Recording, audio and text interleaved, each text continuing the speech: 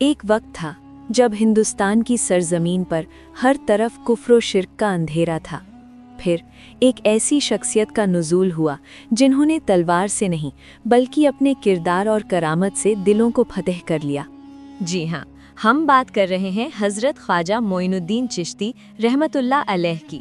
जब आप इस्लाम का पैगाम लेकर अजमेर शरीफ की सरजमीन पर तशरीफ़ लाए तो एक ऐसा मुकाबला शुरू हुआ जिसने तारीख बदल कर रख दी। वाक़या सुनने से पहले आपसे गुजारिश है कि ये वीडियो बनाने के लिए हम बहुत मेहनत करते हैं और अगर आपको हमारे वाक़यात पसंद आ रहे हैं तो कमेंट करके अपनी कीमती राय का इजहार ज़रूर करें और नीचे स्क्रीन पर हमारा व्हाट्सएप नंबर दिया गया है, उस पर अपना वाक़या सेंड कर सकते हैं और चैनल को सब्सक्राइब करना ना भूलें। शुक्रिया। अजमेर में एक बहुत बड़ा तालाब था जिसे लोग अना सागर कहते थे। उस दौर में इस तालाब की इतनी अहमियत थी कि लोग इसे गुनाहों से पाक होने का जरिया मानते थे। पंडित कहते थे कि इसका पानी इतना मुक़द्दस है कि इसे हर कोई नहीं छू सकता। ख्वाजा गरीब नवाज ने अपने साथियों के साथ क़याम किया।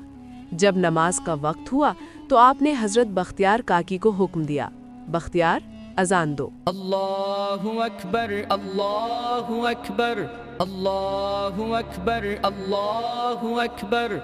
जब हिंदुस्तान की फ़ज़ाओं में पहली बार तौहीद की गूंज गूंजी तो लोग हैरान रह गए।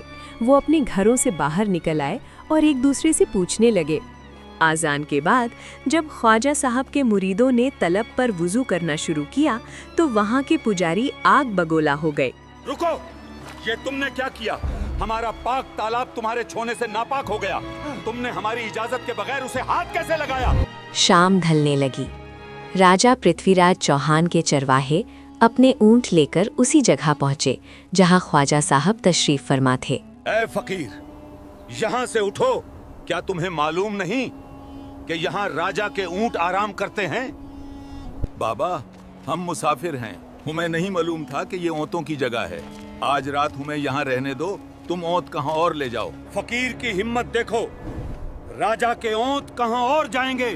चलो उठो।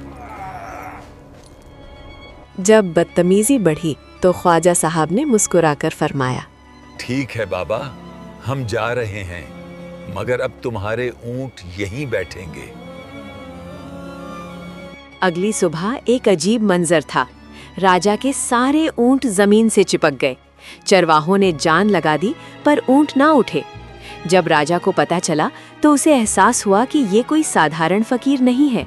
लेकिन बात यहाँ ख़त्म नहीं हुई।